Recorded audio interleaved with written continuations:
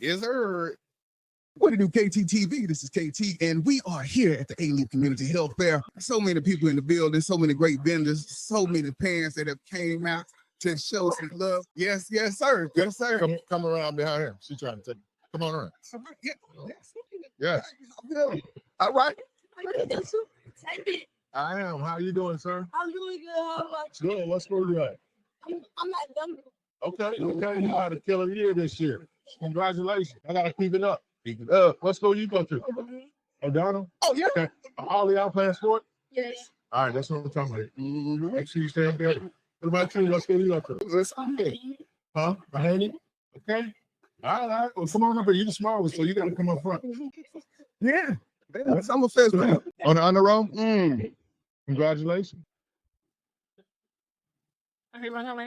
What second don't move?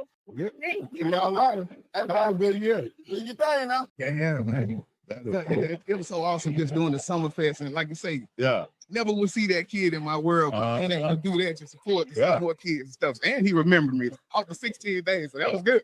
And you drove it. Yeah, that's it. That's life changing stuff, man. That's why we do it. Yeah, most definitely. Yeah, and that's why I was saying it was a young man who, like, he did crocheting, and so when you look at that now, I said, man, there is no way that I doubt he will find somewhere to be a crocheter. Yes. But now you never know what that turns into. I could be a fashion designer. I could be something. But it all started with something like that. Man, that's the whole point of the exposure, right? Yes. Like, and I think you and I talked about it. Like I said, my biggest thing was, during the summer, my mama couldn't afford to pay for opportunity, so whatever was free, you try to take advantage of it. And so, but in those 16 days or 20 days, that experience with crocheting, that experience with basketball, that experience with dance, that experience with theater, like, it could totally change the life of the kid. It could give them new skills, expose them to new talents that they had and they didn't even know that. So I love doing it. I love the fact that you all were able to grow it this year and provide more opportunity.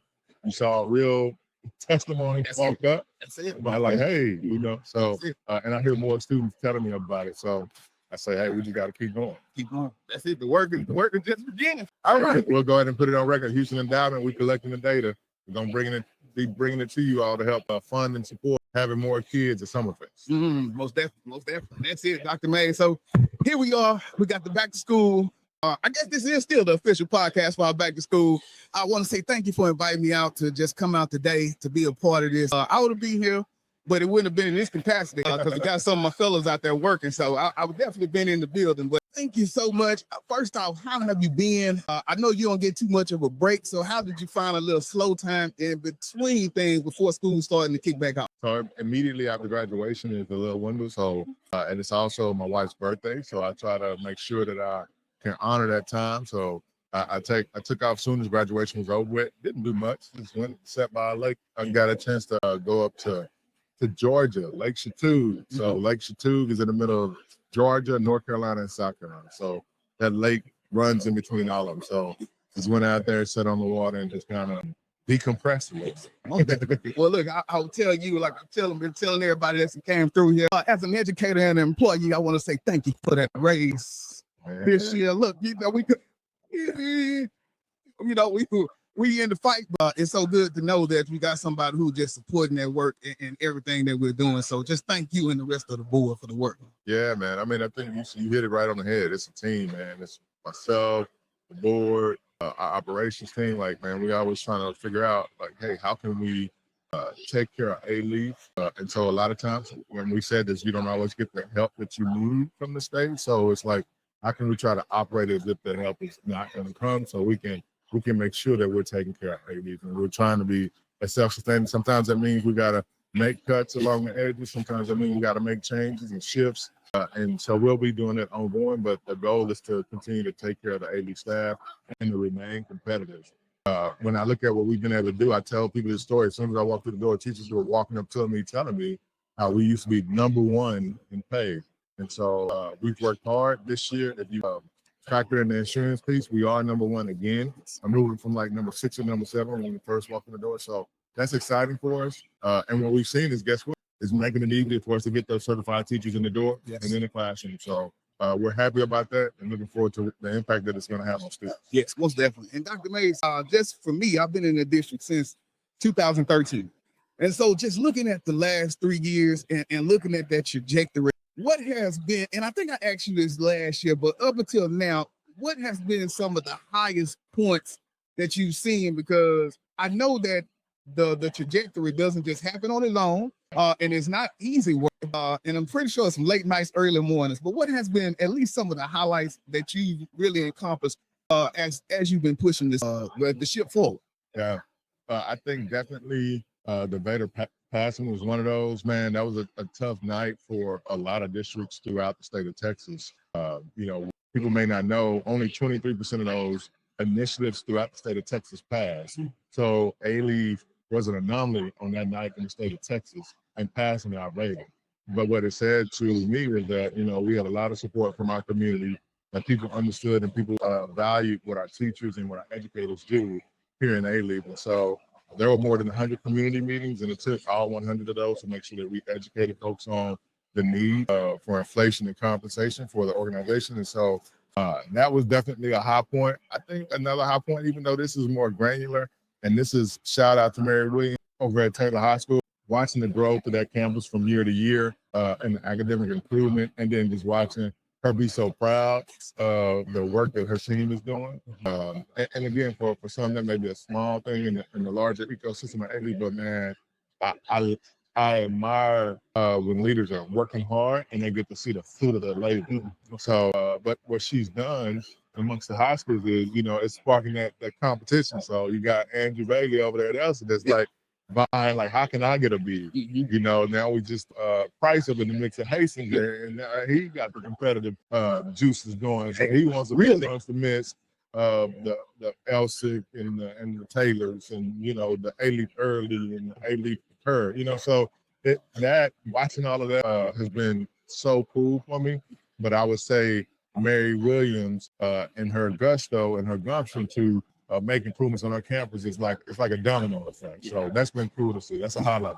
Now, I like you say, Dr. Price is entered the race. Dr. Price will bike 500 miles. Yeah. The competition is about to be real now. Hey, I hope they're ready. Hey, and I talked to him about that. I said, my thing is all of our schools should be winning schools. So I said, hey, I want to see winning basketball teams, winning football teams. We have, nearly 40,000 students. We have lots of talent, lots of capable students, whether it's within academics or athletics or the arts. We should be shining throughout the state of Texas in every capacity. And it takes a mindset. And I think Dr. Price, Mr. Bailey, Sarah Tones, Mascals, those are the tip of the spear for our high schools. I think they had that winning mindset. And I'm looking forward to what's to come. Like you said, Hastings, they got some ground to cover. But I think, like you said, Dr. Price, he'll ride a bike 500 miles. 500 miles. So if you'll ride a bike 500 miles, then I know you got that competitive spirit. That's it. And the mental fortitude to be able to push through the worst stuff. Yeah. So like I say, ride the bike 500 miles, get off the bike, and then go swim. And Get out the water and then take a run. You got it. But other than that, Dr. Mays, man, I appreciate it. College and career readiness. I know that is something that we talked about, especially at the leadership conference and coming back in this year. So how are we looking with that? What are some of the goals that you want to see as we grow in the area? So the goal for us to have 100% of our students that graduate from Alief be college, career, or military ready. So we want every one of our kids to graduate to out of Alief prepared to, whether it's to go into the workforce and earn a livable wage, go into the military, begin a career there that will take care of them for the rest of their lives, or to go to college and become an attorney, a lawyer, a doctor, whatever it is that they want to do. We want them to have those options in Alief. And so what we talked about at the leadership conferences when we first started this work, we were at 40%. We were at the bottom 40 amongst the top 40 largest school districts. Me and Dr. Goffney, we were arguing back and forth because we were like, talking about who's at the bottom, but we are working at it as superintendents. We're committed to that work. And so we've been able to see that number go from 40% to a projected 80+%. And we're excited about that. And so it's really about for us provide all of the opportunities that we can to our students. We have like low hanging fruit. And so like to teach Alief, we have the wonderful Taffy program that our team of teachers throughout Alief have led. But that's low hanging fruit, right? We this year were able to say, hey, you know what? Those same courses, let's figure out which one of them can we offer dual credit for. So now with our Teach Alief program, some of those TAFE courses are going to be able to allow students to earn dual credit opportunities. Then, of course, consequently, go to college and come back here sooner with their teaching credentials. We're in conversations with the University of Houston to try to hopefully them be a part and help those students finish that last leg of the race. Of course, they leave us with those associate hours. But it's finding those low-hanging fruit that we already kind of have infrastructure for, and it's like, hey, how can we build on that and take advantage of it? So our next push is a pre-engineering program because again, we have low-hanging. Thank you, sir. Thank you, Dr. Dixon. We appreciate that. Low-hanging fruit with some other opportunities, but it's okay. Hey, can we also do a credit opportunity so a student earns free college credit hours here? You know, that's like excelling. It's like gas. So it's like you giving them a head start.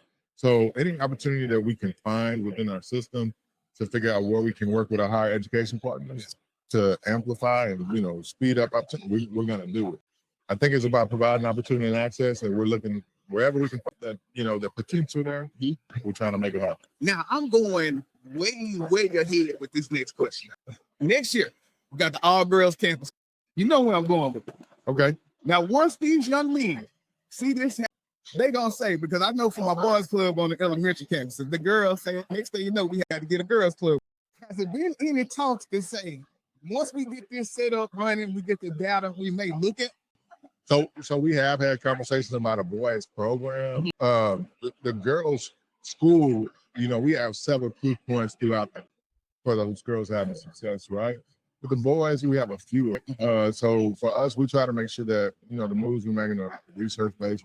So the all-girls school opening in 26, 27, we're excited about it. We're thankful for the $1 million donation for the all-girls school leadership network. So, for the boys, there isn't that necessarily that infrastructure where you can go tap a foundation for $1 million donation to get it up. But we are looking at a programmatic opportunity to start to incubate and figure out if we start with this group of boys, if we cohort them and we start to grow them, like what this can look like, right? I tell people the funny thing is, the girls don't mind being away from the boys, but the boys do mind being away from the girls. Which is, that's the fact of the matter. It's like the girls do not mind being away from the boys. For the most part, the boys are like, they don't like being away from the girls. Get socialization. So it's trying to figure that out. How do you crack the code? And so we know that we have one all-male boy magnet school in Dallas that tends to do well. And so for us, we haven't visited that one, but we spent the last couple of years visiting all-girls school. So it's not off the table. It's something that we want to research and we want to study. But we have talked about, okay, how do we start with a program and then grow from it? Yeah, most definitely. But I got to be ready to wrap this thing because I know you got to get out with what is one that you are looking for this year to say, I think we had a success. We will call it a success if we can get this. Yeah, I think we kind of talked about it. Okay. I think we kind of talked about it, man. We really want to see Hastings begin to catch traction. We want to see them begin to move in the same way that we've L6, Taylor start to, take that baton and run. I think that we have good momentum. So it's about everybody just kind of been all in for Alief, all in for the work that it takes for us to be great, for us to be excellent, for all of our kids to win. For me, I just want to continue to see that progress. I tell people continuous improvement is part of my leadership philosophy. So how can we best our best, right? How can we build on our success from last year or the year before? I tell people, no organization is going to go without having challenging years or tough times. That's a reality for all of us, right? I think that the true testament is how do we deal with those tough times? And I think over the last 2 years, we've dealt with some financially tough times. How you doing, sir? You all right? Like you like, let me come over. Another Summerfest. Yeah. Oh, y'all come on, you come say hello. How you doing? Good to see you. Let's start. Good to see you. Thanks. What grade you in? I'm going to 6th grade. Okay. Oh, they trying to look at it. Now say, hey, Lee. Everything okay? Yes, sir. All right, good. That's a big old boy. Yeah, In 6th grade. yeah. That's what I'll tell you. In 6th grade, look like in 8th grade. I was telling him, man, you gotta get on that line, man. He does, man. He does. So, but yeah, it's best in our best. It's continuous improvement. It's getting stronger, and when we do have areas of challenge, that again, everybody that's here will be all in for Alief, and you'll recognize that, hey, organizations, schools, business, whatever, Fortune 500 corporations have tough times. How do you lean into those tough times, become solution oriented, get better faster, and help the kids and help the organization thrive and move forward? So that's what I'm looking for of our success in this upcoming year. Yeah, and that the key phrase for me was solution oriented. Solution oriented, man. We don't nowhere in this world do they not have problems. You know what I'm saying? Fighting overseas. You got, I think they said they just moved some submarines because Russia said something about some nuclear. Like, you got problems everywhere. Yes, sir. But how can you solve the problem? Let's work together and let's solve it. Teachers coming back. Yes, sir. Any final words for the teachers as we begin this new school year, straight from the superintendent's mouth? Yeah, I think for any teacher, it goes back to what you and I started talking about when we talked about Summerfest, man. You got to enjoy the blessing to serve our kids. It's an absolute blessing for me to be here serving Alief, even as we sit in the middle of this health fair, like doing what we're doing for our community. So any classroom that you can walk into and meet the needs, the potential needs of a student, unlocking something that a kid didn't know that they had in them, man, again, life-changing opportunities. I tell people, like, I was the benefactor of a teacher that saw something in me that I didn't see in myself, that my family may have seen within me, but didn't necessarily have the tools to try to unlock and facilitate, or the means to create an opportunity for me to blossom and grow, but my teachers did. So for all of our teachers, recognize the opportunity and the power that they hold every day that they walk into a classroom. Not saying that every day is going to be easy. Not saying that for me as a student, I didn't get on my teacher's nerves, or that they're not going to get on their nerves. But man, step out into that hallway, recalibrate, and go back in there and do what you need to do to make a difference for the lives of our students. So, man, I'm grateful for all of our teachers. I'm grateful for everybody that's here in terms of our leaders. But it's recognizing that everything that we do on a day-to-day basis for the students that we serve is a gift and a blessing from God. Thank you, Lord. Amen on that one. All right, well, Dr. Mays, I thank you again for stopping by, taking some time out for the podcast, and just simply doing the work that we need out here in Alief ISD. So many of the trustees that came by and said this is the best place on earth. And so I know we agree with that sentiment. Yes, sir. Yes, sir. So just thank you again. And I look forward to sharing this out and then seeing you as you are in those Alief streets, putting in that work, man. So just thank you, and thank you for coming out, and thank you for sitting and talking with the people. I said he'll enjoy being in the middle of the health fair. I said he liked that energy. Yeah, that's it, man. Like I say, we can sit. Miss Rachel, she said, "Do you want to do a room?" I was like, "Well, how y'all want to do it?" But then, because when they said they put him in, I said that's not how he operates. I said that's not his normal setup. I said you can't just stick him in a room by. Yeah, that's it, man. I'll be like, "You get everybody right." So he like to be amongst the people, feeding off the energy and giving some energy. So yeah, that's it, man. So I thank you. All right, y'all. This is KT for KTTV signing out with